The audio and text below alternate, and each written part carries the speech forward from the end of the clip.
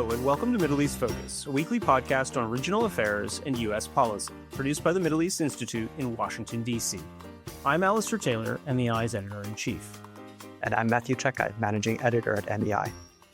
This Tuesday, April 15th, marks 2 years since Sudan's paramilitary Rapid Support Forces attacked several large military bases of the Sudanese armed forces, setting off a devastating civil war that continues to rage. As the conflict enters its third year, it seems further than ever from resolution, has created the world's largest humanitarian crisis. Our guest today is MEI Associate Fellow Jehanne Henry, a human rights lawyer and researcher with a particular focus on Sudan and South Sudan. Jehanne is a lecturer at law at Columbia Law School, as well as a former director in the Africa Division of Human Rights Watch. As always, our listeners can subscribe to Middle East Focus on Spotify, Apple Podcasts, and other podcast providers.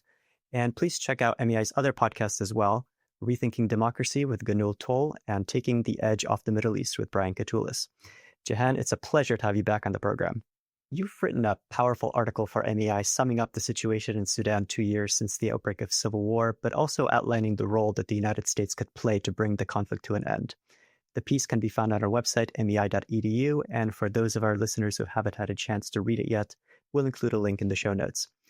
But let me start by reading a few quick excerpts from what you wrote. 2 years on, the war between the Sudanese Armed Forces, SAF, and the Paramilitary Rapid Support Forces, RSF, has created the world's largest humanitarian crisis and wrought terrible destruction. If the outlook was grim on the war's first anniversary, it is now worse. Please describe for us, where do things stand in Sudan 2 years on? Well, it is a really bleak outlook with the two sides still fighting. And the humanitarian situation, the numbers just keep rising in terms of the numbers, the millions of people displaced, the numbers killed and injured. So it is a terrible situation. About a third of the country's population has had to flee their homes. Millions have gone outside of Sudan to live in refugee camps. And basically, there's little sign that there's peace on the horizon because despite recent military gains by the Sudanese army in Khartoum, both sides have vowed to keep fighting. And indeed, they are. This week, there have been horrific attacks on displaced persons camp in El Fasher in North Darfur, killing lots of civilians living in the camp and forcing hundreds of thousands of people to flee the violence. So we can see the war is definitely not over. And the signs that the two sides are willing to talk and broker a peace deal are very, very few. What is it about the current military balance that would preclude the RSF from being under pressure to consider negotiations? Well, I don't think that anybody's precluded from considering negotiations. I think that there are always ways of pressuring the parties and that there's a constellation of external actors as well who are important to consider in this conflict. So obviously both sides are claiming that they want to continue to fight and they are behaving as though it is possible to have a military victory over the whole of Sudan, whereas I think all of the analysts and observers and Sudanese people since the very beginning of this war have said, look, there's no way either side can have a military victory here because the country is simply too vast to control. And so now what's happening, and actually what had happened fairly early on into this conflict, is that the SAF has decamped to Port Sudan on the Red Sea to have that as the de facto government capital, whereas the RSF, whose members largely hail from the west of the country anyway, have really dug in the west, and they quickly claimed control over most of Darfur and large parts of Kordofan, and they made their way all the way to Jazeera and to Khartoum. But in recent weeks, we've seen the SAF retake some of that territory, with Khartoum and the presidential palace, of course, having huge symbolic importance for the army. So there is a dynamic battlefield, but the two sides kind of claimed their territory, if you will, fairly early on in the war. And as for sort of chances of negotiation, I think many factors maybe determining what they're thinking, but certainly what they're saying publicly is that they are digging in and that they both want to continue fighting and that they both see some sort of additional value to continue fighting, each with their own sort of narrative of why they're fighting and what they're aiming for. You've outlined a little bit the humanitarian costs of the war for the people of Sudan. I wonder if you could drill down a little bit more into what life is like in this civil war situation for the Sudanese. What is humanitarian assistance looking like, and what can we expect to see going forward? So I think the humanitarian costs of this war are extremely dramatic. I mean, the numbers they just keep mounting every month. There are something like 14 million people now displaced from the conflict. And in many locations, in particular in Khartoum, which when I say Khartoum, I mean also the sister cities of Bahri and Omdurman. So it's three cities together that forms the greater capital. And many neighborhoods there, people were trapped for all of this conflict, and they are still trapped there. And at Khartoum, this is just one example. There are other cities in the country where similar things have happened. People have been experiencing some sort of a siege, or they've been trapped between warring sides, and their ability to obtain food and basic humanitarian sort of assistance, or just food and water that they could get from the market, all of that is made very difficult. And we do have reports from areas of Darfur, of North Darfur, including Zamzam camp, which is currently under attack, that famine has already set in there. Famine has set in a number of places, according to the international organizations that make such determinations. So we've been aware already for a year that there's a specter of famine, and over time it was confirmed in more locations. So now we're seeing how the conflict has really created these conditions, and the fact that both sides are obstructing aid and sometimes taking aid, manipulating it for their own benefit, really, and that is also contributing to these dire circumstances. Anytime, of course, you have war in urban areas, there is all of the perils that come with that in terms of being able to access basic goods and services. Electricity was long since cut off in most of the places that were affected by the war, and also the telecommunications. That's something important to point out, because without telecoms, people don't have the ability to explain what's happening to them, and it undermines their ability to also coordinate these sort of emergency efforts to get aid in or to crowdsource for food. And of course, there's inflation, which is another thing that we're hearing about from people on the ground. So conditions are very difficult. And as the Sudanese army's retaking of Khartoum has shown, people have been living in really awful conditions. Pictures are now emerging of neighborhoods that have been destroyed and of people who have been truly starving. So we have huge humanitarian needs in this conflict. Zooming out a little bit, how is the civil war affecting the broader Horn of Africa and Red Sea region, and kind of exacerbating or amplifying the existing instability there?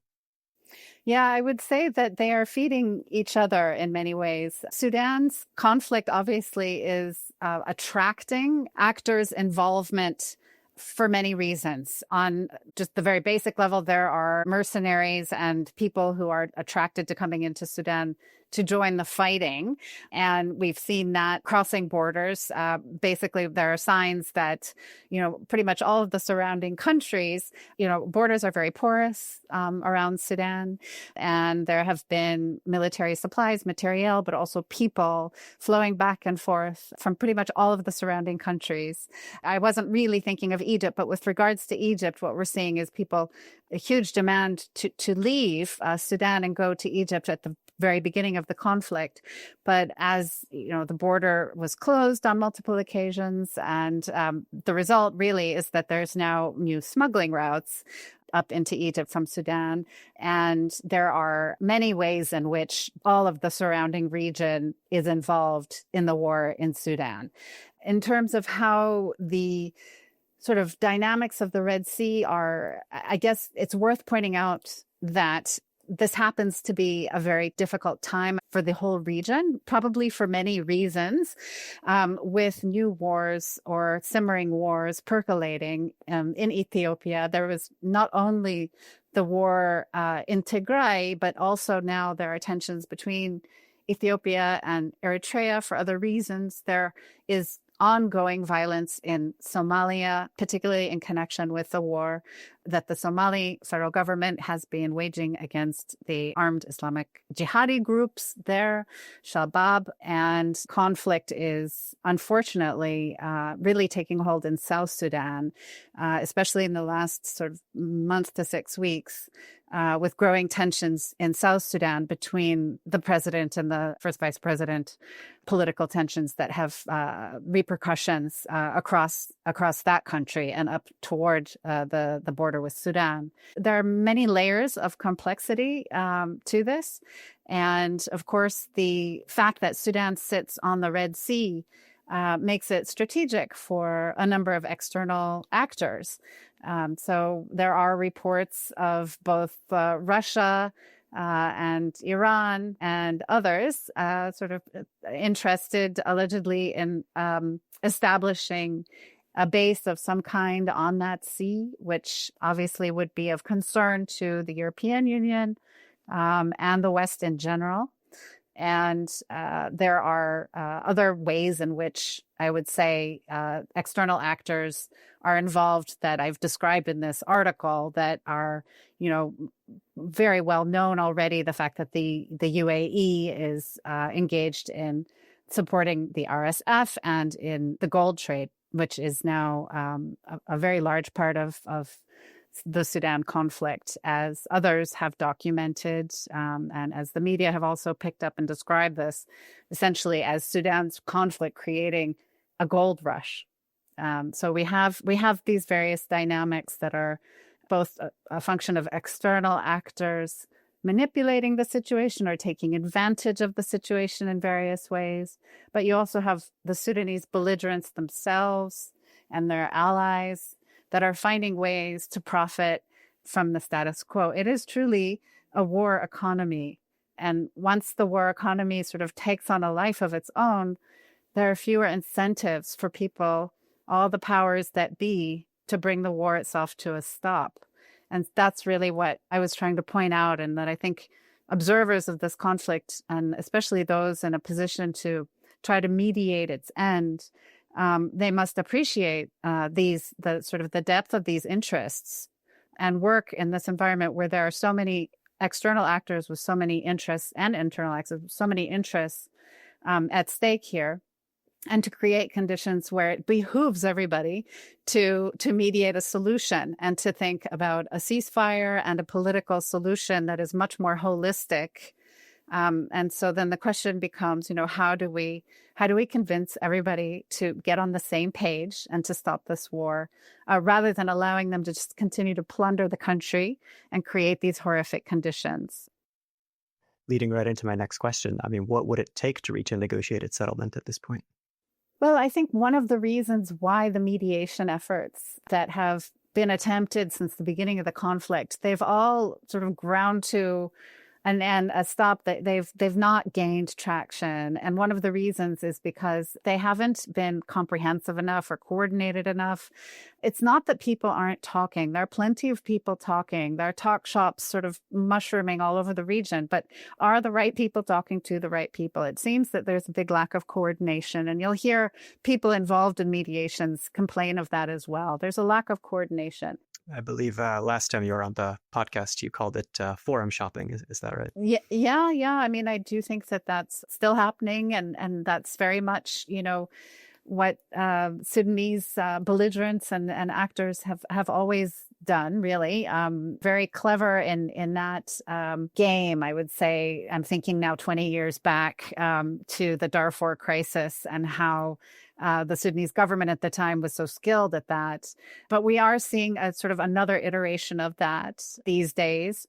And I do think that, negotiating an end to the conflict means having the right kind of mechanism. It doesn't particularly matter where the talks happen or whether they're connected to some existing body or not. In my opinion, what really matters is just that the right level of coordination is there, and that the belligerents themselves are willing to talk. At different times in the past, they have expressed it. I would say that the RSF more so than the SAF, in terms of what they've said publicly about, willingness to negotiate. Of course, the RSF are desperate to curry legitimacy from the international community, and they will say a lot of pretty things.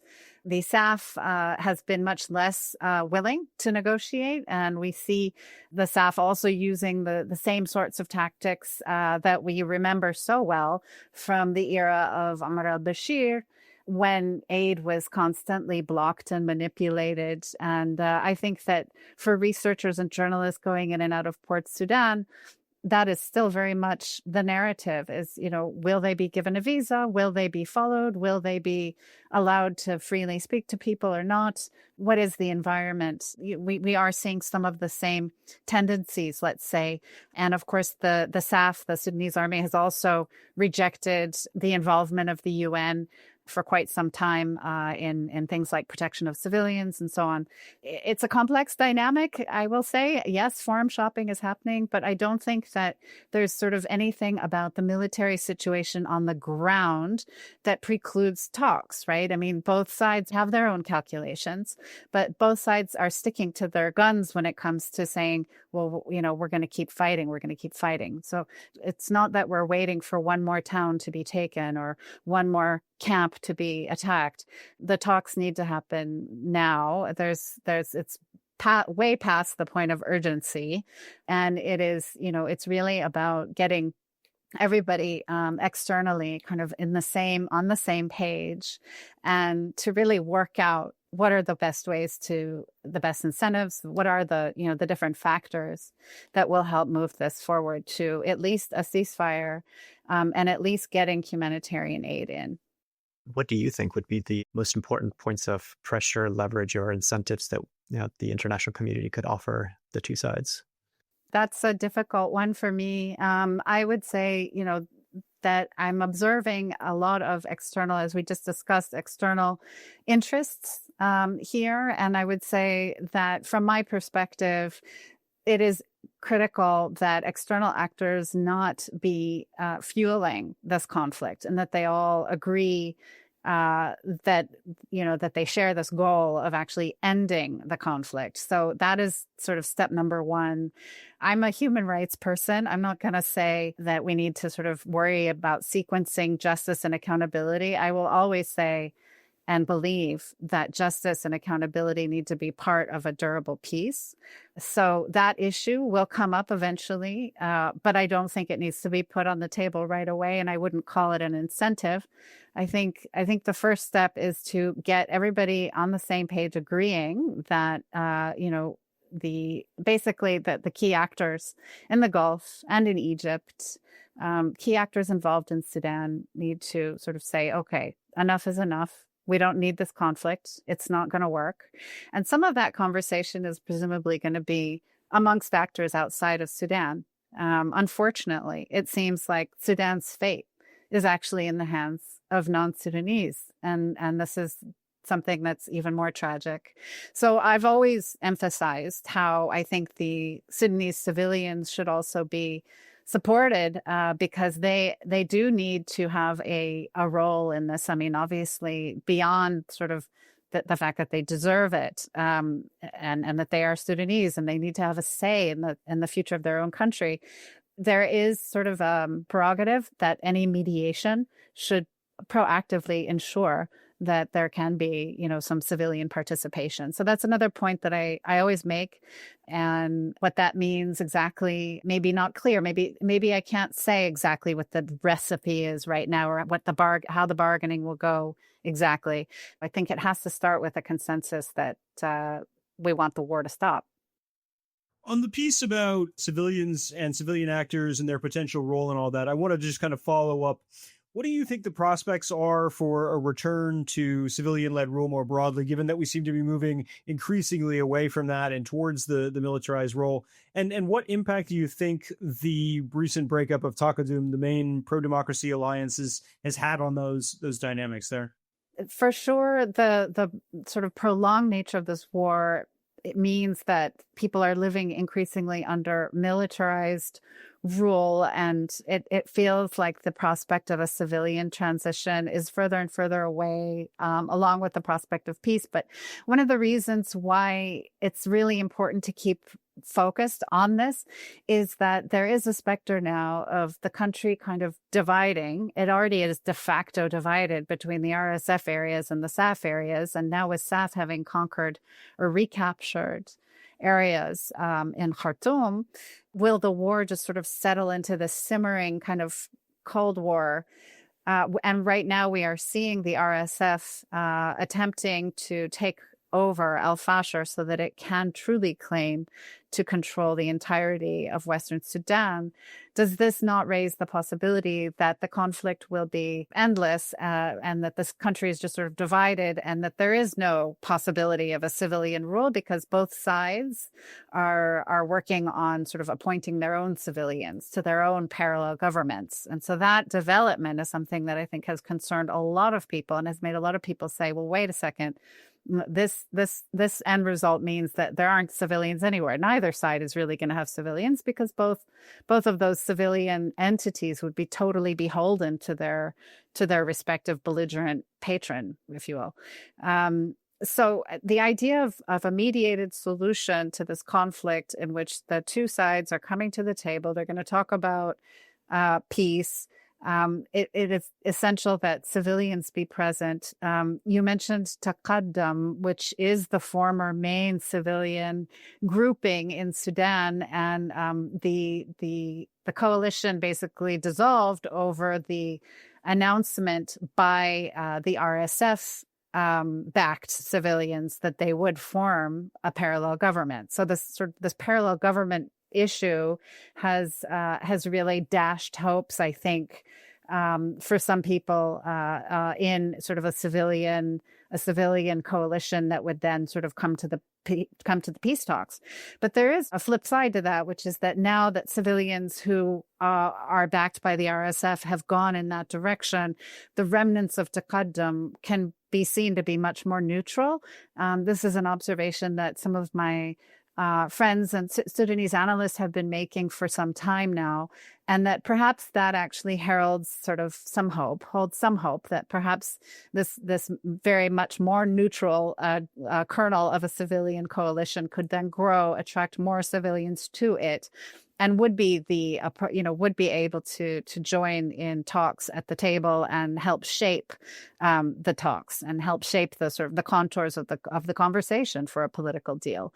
And this is a very important component. And I know that EU and UK and some of the long-term sort of Sudan watching and Sudan concerned countries are focused on this and do want civilians. And it used to be the case that the United States was as well in its Sudan policy supporting civilian rule and civilian actors. So we are, we're in a wait and see on that, I think, in terms of what will Samud become, which is the new civilian coalition. And of course, also in what will the U.S. policy on Sudan become. Yeah, I wanted to ask specifically about that next. Matt and I, of course, are sitting here in Washington, so it is always top of mind what's going on there. What is U.S. policy towards the conflict right now, and how has it changed from the Biden team to the Trump administration now? Under Biden, it was a very slow process getting the administration to ramp up their Sudan team.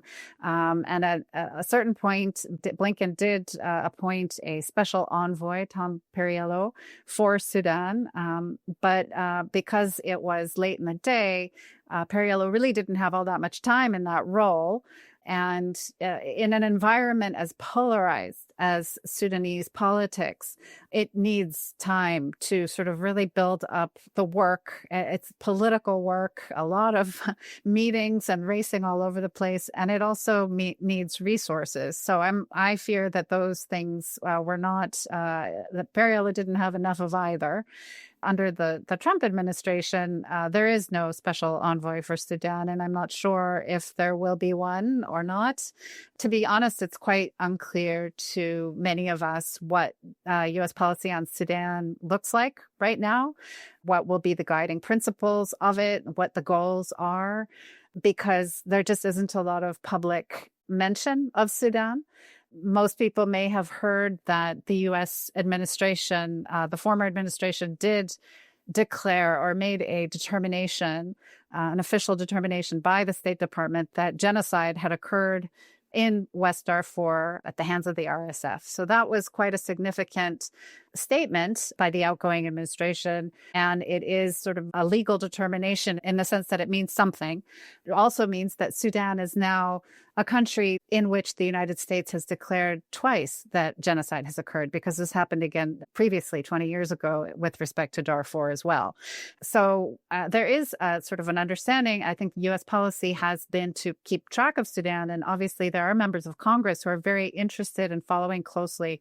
And that is a very good thing, because the level of complexity of this conflict and the sort of the spillover effects that it can have on the region and that the region is having on it pose all of these problems and challenges that the United States should be interested in, is interested in, and that many people who have watched Sudan for many, many years are also following closely, especially given that legacy from 20 years ago of horrific violence in Darfur under the former Sudanese regime. So there is a real history there. There's a big connection between the United States and Sudan as a whole. Remember that it was the U.S.'s involvement in the comprehensive peace agreement in 2005 that really resulted in the ending of Africa's longest running civil war at that time, 22 years, and paved the way for South Sudan to have a referendum and ultimately declare its independence.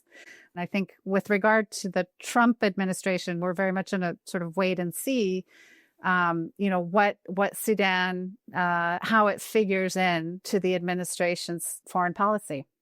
In your piece for MEI, what you wrote is, in the goal of ending Sudan's war, the U.S. and its allies would ideally back an international effort to stop the fighting, prevent others from actively fueling the war, and set a framework for political talks that include civilian actors. So there's kind of three elements to your formula: coordinating with multiple allies and partners, putting pressure on those that are supplying the warring sides or who are otherwise enabling the conflict to continue. And then the third would be political talks with the right set of actors around the table. So I'm wondering if you could maybe unpack those three elements a little bit more to kind of give us an idea of what the process should really look like. The background to this is that there are sort of mini efforts that have been percolating since the beginning of the conflict. But as I mentioned earlier, they just never gained traction. And basically, the primary one that started right after the war was the U.S. and Saudi Arabia brokering talks between the parties to try to reach a cessation of hostilities. There was a declaration of principles. There were sort of promises made, but then promptly broken.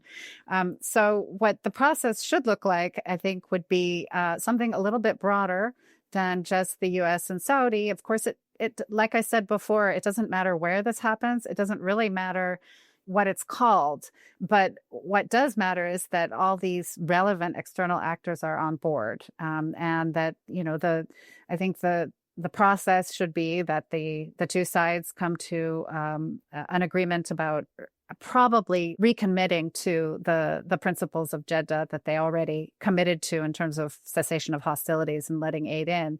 So there is, I think, a benefit to building off of that work that has already been done, but building out a much more sort of clear political process and not bifurcating it too much, because that was also a big criticism of Jeddah, is that it didn't make sense to just sort of take an isolation, cessation of hostilities without broaching any of the political issues that might indeed be the incentives that you were alluding to earlier. to talk. So I think in terms of, which capital, I don't know, but the point is that a process should include the most relevant external actors. Ideally, the U.S. is involved. In the past has played a leadership role. I don't know if the Trump administration is interested in doing that anymore. And if not, the EU and others. Remember, the Troika is the US, the UK, and Norway. And then Friends of Sudan, which has existed in recent years, is sort of a larger grouping. So something like Friends of Sudan, perhaps. But I don't think that, if it's not going to be the United States, I think that there are other actors that could play that coordinating role, and that the emphasis with the United States would then be doing some of that behind the scenes political work to make sure that that effort works. So putting real pressure on countries like the UAE that have clearly been fueling the conflict rather than helping to end it, but also other actors, and to put real pressure on them to all play on the same side, let's say, and to be on the same page. So the United States' work could be done in a more background way, I would suggest, if the U.S. is not going to be playing a leadership role. I don't think that many people in Sudan watching circles, including many Sudanese, I don't think many are actually trying to convince the United States to play that leadership role right now, in view of what we've seen coming out of the administration in regards to its foreign policy interests. The understanding, I think, is that Sudan doesn't rank very high, and that other objectives rank higher, and that the Abraham Accords is a piece of unfinished business. The risk there is that Sudan only figures in as an afterthought, as a way to ensure that those other objectives are fulfilled. And my point in this article is to say Sudan can never be an afterthought. It is far too complicated to be an afterthought. It requires way too much political work to be an afterthought. And if the idea is to advance, the Abraham Accords in some sort of, easy phone call, short-term way, that's not going to result in a durable peace in Sudan. So, the question really is how much involvement, what is the U.S.'s stated policy goal with regard to Sudan?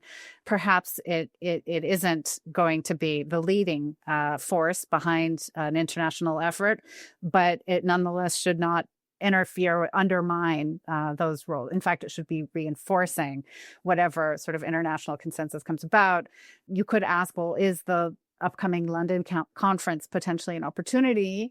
And I would say that, the London conference might be an opportunity for like-minded countries interested in Sudan, countries following Sudan, not only to recommit to their pledges in terms of assistance and humanitarian aid, and to reaffirm their concern for the situation, but also to formulate some plans about what is the best negotiation platform for them to pursue, and how are they going to do this outreach. They did not invite either of the parties to the conflict to that meeting, which has been a point of criticism, but they did invite the UAE. So people are upset about that. I think the way in which it could be useful is if there were enough commitment and sort of recommitment, let's say, to sort of re-energize a process on Sudan. It could be potentially what people are calling the ALPS. It's the process based out of Geneva, which is sort of an offshoot of the Jeddah process that the United States and Saudi started earlier. Whatever it is, it needs to sort of be re-energized. And of course, London could be an opportunity to do that. But let's see what happens on Tuesday. I think more than anything, it's an opportunity to recommit to some of the assistance provided, and also potentially see if there's any opportunity at all to do something more on protecting civilians in this conflict. And that is a huge priority for so many organizations and people who care about Sudan. So hopefully the London meeting will also yield some of those conversations. But in terms of U.S. policy, it's a lot of wait and see, and basically be careful what you wish for. I don't know that it's I don't know that the United States is the best entity to now lead another CPA process, like what I was describing before from 2005. But at the very least, the U.S. should support whatever consensus is coming out from other like-minded countries. Just a quick explanatory note to our listeners. We are recording this on Monday, April 14th, and Tuesday, April 15th, the United Kingdom is hosting a conference in London with nearly 20 participating governments to align on an approach to bring the Sudanese warring sides to the table.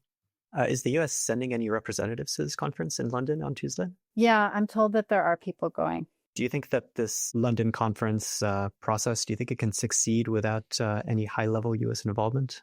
I think it can succeed on its own terms. I mean, it depends how you define the success. But yes, I do. Because it's an opportunity for, France and UK, Germany, EU, and however dozens of other countries that are going to be represented there to really huddle about Sudan. And that kind of event is crucial for a problem as complex as Sudan, with as many external actors involved in Sudan. So this is already a good thing. It's not easy to have such meetings, but it's also, remember, a sort of an awareness raising about Sudan. It's a humanitarian aid commitment meeting as well.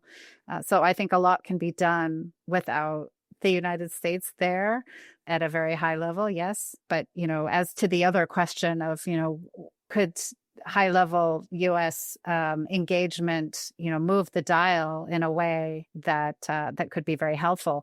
I think the answer to that totally depends on exactly how they're articulating their interests in resolving Sudan, and in what context is it? Is Sudan being talked about? Is it just a function of other regional goals, or is it seen as a problem in and of itself, deserving of its own complicated process? And a lot of political work to be done to sort of shape that up. It's not an easy one, this war in Sudan.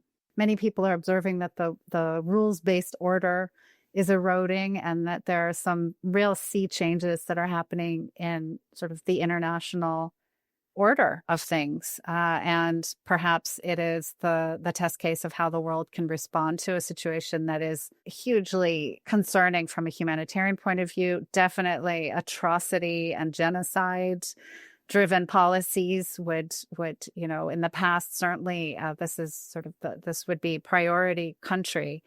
But the other interests that I pointed out in the article, having to do with, resources and international security and Red Sea security and so on, and sort of the health of the Red Sea region, which is hugely strategic and important as well even for migration. It was an attempt to kind of point out some of the other factors that any country might find important. And I think it's not just the United States, but the EU as well will find those factors to be as important as any in how they formulate their Sudan policy. So while Sudan does go down in the books as being the country that the United States has determined twice to be a genocide in Darfur, and while the numbers of humanitarian sort of the statistics are absolutely astronomical, and there's every reason in the world for policies based on those principles of atrocity prevention and human rights to be as responsive as possible here. I wanted to point out that there are some other factors too, and that maybe it's important in this time of rules-based order erosion to point those out as well. And essentially, the United States' role in Sudan has always been very prominent. Maybe it won't be now, but the United States could still do a lot behind the scenes, even if it's not leading the charge. I think that's a great place to leave things for our discussion today. Obviously, we covered a lot of ground in our conversation, and this is a situation we'll be watching closely going forward. Any final thoughts before we conclude, Jehanne? I guess I would like to just sort of acknowledge that it's a very fluid, fast-moving situation, and my deepest hope is that I will be surprised, shocked, and awed by how fast a mediation and a peace might come about rather than the other way around. Because ever since day one of this war, it was just seemed so surreal and shocking that war could ever come to Khartoum. It was always in the Darfur and the Nuba Mountains or southern Sudan. It was never in Khartoum. So now, the tables switched. The war came to Khartoum. The worst possible imaginable scenarios have come to pass. And, this is an incredibly unpredictable place. A lot of people are fond of saying Sudan's wars always last long. But I'm also conscious that a lot of people say, oh, this is such an unpredictable situation.